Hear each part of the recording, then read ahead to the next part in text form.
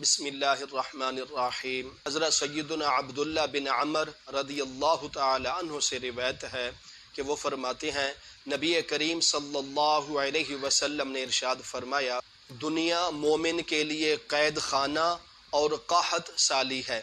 جب مومن کی روح نکلتی ہے، جب مومن بندہ دنیا سے رخصت ہوتا ہے اور وہ اس قید سے اور قحط سالی سے نجات پا جاتا ہے۔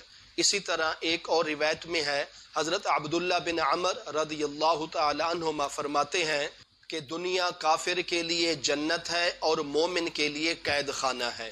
مومن کی روح جب بدن سے نکلتی ہے تو وہ قید سے آزاد ہو جاتی ہے، جیسا کہ کسی قیدی کو جب آزاد کر دیا جاتا ہے تو وہ اپنی مرضی سے جہاں جاتا ہے وہاں پھرتا ہے۔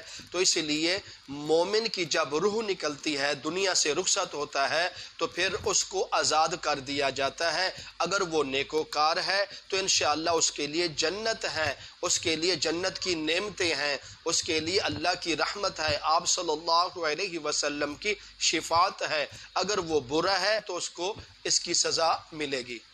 اسی طرح ایک اور روایت میں ہے، حضرت عبداللہ بن عمر رضی اللہ تعالی عنہما فرماتے ہیں، دنیا مومن کا قید خانہ ہے اور کافر کے لیے جنت ہے۔ پس جب مومن مرتا ہے، اس پر موت آتی ہے تو اس کے لیے راستہ آسان کر دیا جاتا ہے۔ اب اسے حکم دیا جاتا ہے کہ جنت میں اس کا جہاں جی چاہے وہ گھوم پھر سکتا ہے، کیونکہ اللہ تعالیٰ نے جو جنت مومنوں کے لیے، ایمان والوں کے لیے بنائی ہے، تو اب دنیا تو ان کے لیے قید خانہ تھی، لیکن جنت ان کے لیے آرام گاہ ہے، سیر تفریح کے لیے اللہ تعالیٰ نے ان کو دی ہے۔ لیکن جو کافر ہیں ان کے لیے دنیا میں عیش و آرام تو ہیں، تو ان کافروں کے لیے آخرت میں کوئی حصہ نہیں ہوگا۔ میرے دوستو، اس حدیث سے ہمیں یہ سبق ملتا ہے کہ دنیا مومن کے لیے قید خانہ ہے اور کافر کے لیے جنت ہے۔ اللہ تبارک و تعالی جس بندے سے جتنا زیادہ پیار، جتنی زیادہ محبت کرتا ہے، اللہ تعالیٰ اس بندے کو اتنا ہی آزماتا ہے، اس پر اتنی آزمائش آتی ہے۔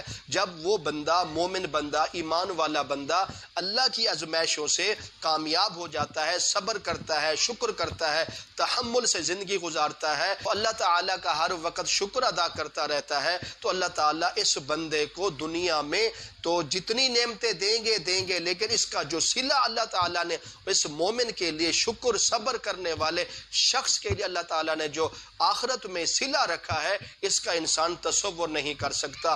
اللہ اکبر۔ اس لیے مومن بندے کے لیے دنیا میں امتحان ہو سکتے ہیں، غربت آ سکتی ہے، فاقہ آ سکتا ہے، بیماری میں مبتلا ہو سکتا ہے، کسی حادثات میں مبتلا ہو سکتا ہے، لیکن اگر وہ صبر کرے گا، شکر کرے گا، ان تمام مرحلے سے گزرنے کے بعد، تو اللہ تعالیٰ اس کو اتنا اجر و ثواب عطا فرمائے گا جس کا وہ انسان اندازہ نہیں کر سکتا۔ کافروں کو بڑی نعمتیں اللہ تعالیٰ نے دی ہیں، لیکن ان کافروں کا آخرت میں کوئی حصہ نہیں ہوگا۔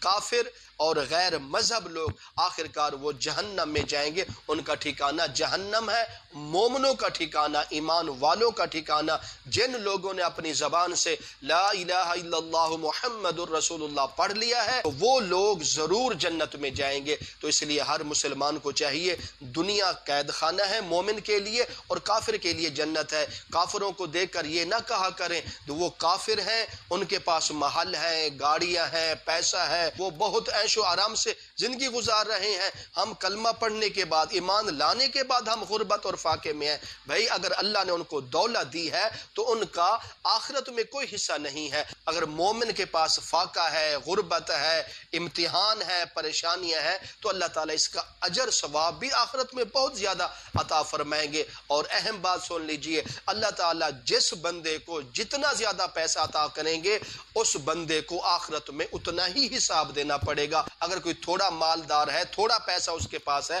تو اس کا حساب بھی تھوڑا ہوگا، آسانی کے ساتھ حساب ہو جائے گا۔ اگر کوئی زیادہ پیسے والا مالدار ہے تو اس کو اللہ نے مال بہت دیا ہے، تو اس کے لیے حساب کتاب بھی اتنا زیادہ اور کٹھن ہوگا۔ تو اس لیے اللہ تعالیٰ جس حال میں رکھے، تو ہر حال میں مسلمان کو، ایمان والے کو شکر ادا کرنا چاہیے۔ تو ان حدیثوں سے ہمیں یہ سبق ملتا ہے، مومن کے لیے دنیا قید خانہ ہے اور کافر کے لیے جنت ہے، اور کافروں کو اتنا سب کچھ دے دیا، آخرت میں ان کا کوئی حصہ نہیں ہوگا۔ مومنوں کے لیے اور جو ہمیں تنگی دنیا میں ملے گی، آزمائش ملے گی، اللہ اس کا اتنا ہمیں اجر و ثواب عطا فرمائیں گے جس کا ہم تصور نہیں کر سکتے۔